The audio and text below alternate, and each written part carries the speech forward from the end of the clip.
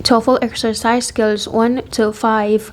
Untuk nomor 1, di sini ada nomor 1 sampai nomor 10. Format soalnya seperti soal TOEFL sesungguhnya, karena disusun bentuk pilihan ganda A, B, C, dan D.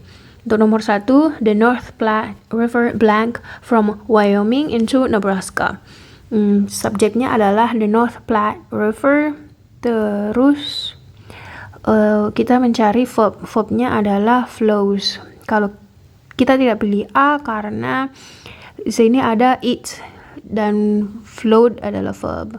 Kalau kita pilih A akan ada double subject. Kalau kita pilih C, flowing, tidak akan ada verb karena flowing ini present participle sebagai adjektif karena tanpa verb be. Terus kalau yang D, with ini kan dia adalah preposition. Jadi flowing water adalah object of preposition. Tidak ada juga verbnya untuk D. Sehingga jawaban yang benar adalah B. Untuk nomor 2, blank belok C, received. Received adalah verbnya. Its name from a Sioux word meaning first people. Kita butuhkan adalah subject. Jawabannya adalah A ya, karena hanya ada subject di sini, the city. Kita kalau kita pilih B, located in, tidak akan ada subject. Terus C, ada subject lagi, it, sendiri subject, terus ada verbnya, is received, diterima, dia diterima namanya. Jadi tidak make sense. Jadi cari saja yang subject. Nomor 3, a pride of lions. Subjeknya a pride of lions, up to 40 lions. Nah, di sini di belakang di sini sudah tidak ada. Di sini sudah tidak ada verb karena di sini including 1 to 3 males, several females and cubs. Jadi kita butuh verb. Subjeknya sudah ada, a pride, pilihan. Jadi kita tidak boleh pilih B, tidak boleh pilih D. B akan double subject, kalau D tidak ada verb. Jadi kemungkinannya adalah A dan C. Terus a pride kita pilih A. A pride bukankah ini singular? Kalau singular berarti harus contains. Sedangkan contain di sini plural. Oke, nomor 4, blank tea plant are small and white. Verbnya are, kita butuh subject. Nah, sangat mengecoh untuk nomor 4 kalau kita pilih langsung A. The tea plant, langsung jadi verb memang, the tea plant, tapi tumbuhan teh apakah kecil dan warna putih? Tidak ya, berarti kalau A salah, walaupun secara grammar benar, tapi secara makna tidak tepat. Kalau kita pilih B, on the tea plant, jadinya kita tidak punya subjek, karena kalau kita pilih B, kita hanya punya object of preposition on, dan object of prepositionnya the tea plant.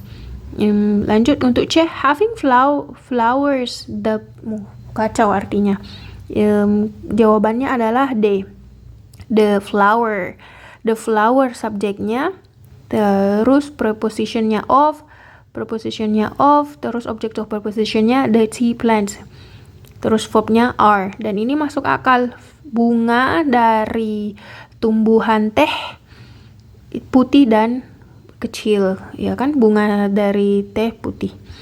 Terus nomor 5 kita cari, karena ada 2 koma berarti kemungkinan appositive. Kita cek are adalah verb, terus di sini subject, terus yang di tengah adalah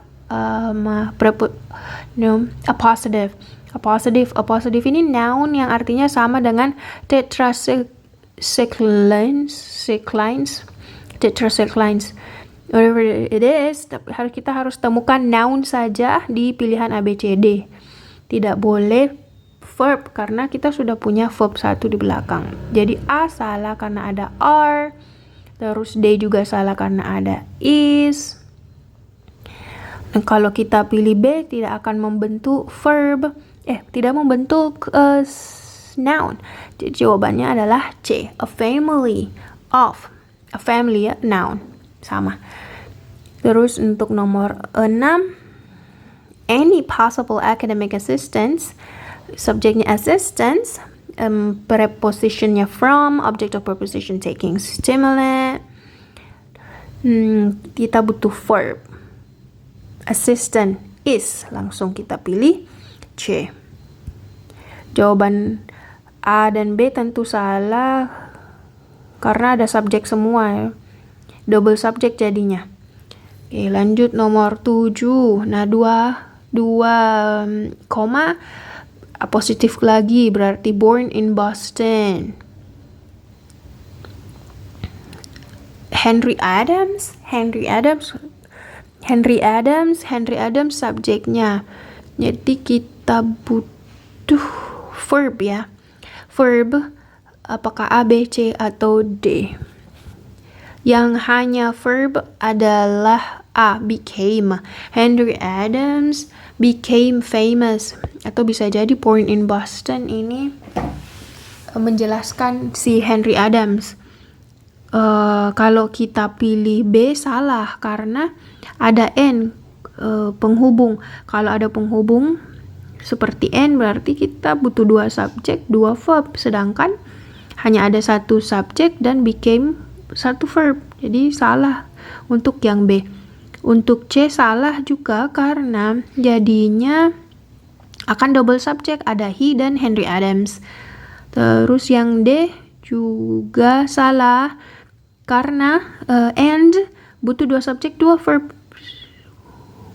Ini subjek, ini verb, tapi untuk Henry Adams tidak ada verbnya. Tidak memiliki verb. Oke, nomor 8. The major cause blank the pull of the moon on the earth. Kita cek objek preposition terlebih dahulu, of, terus on, of the moon and on the earth.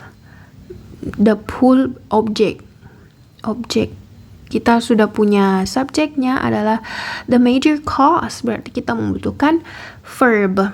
Kita cari verb. Verb are, is. Oke, di C dan D tidak ada verb ya. Jadi C dan D sudah jelas salah. Nah, kita lihat the major cause yang masuk akal jawabannya adalah B.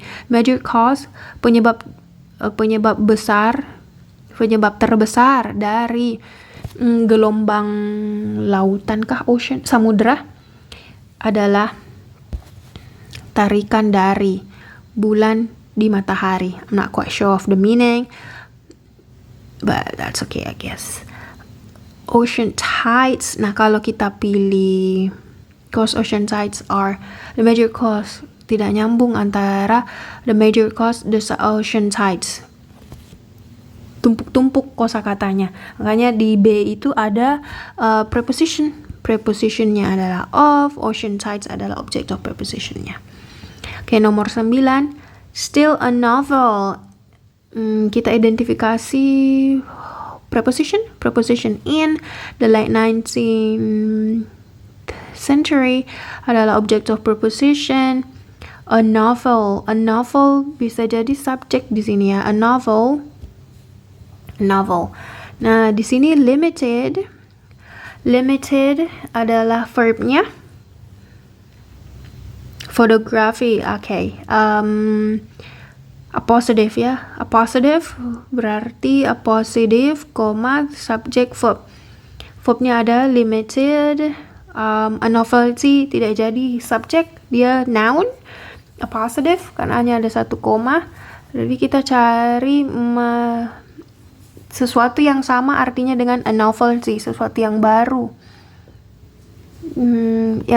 Jadi kita cari subjek. A salah, was photography, no. nggak ada subjek. Yang C ada subjek, fotografi juga subjek. It was photography limited. Nah, kacau artinya jika kita memilih C, jawabannya adalah D. Photography was limited. Fotografi terbatas hanya pada kaum orang kaya.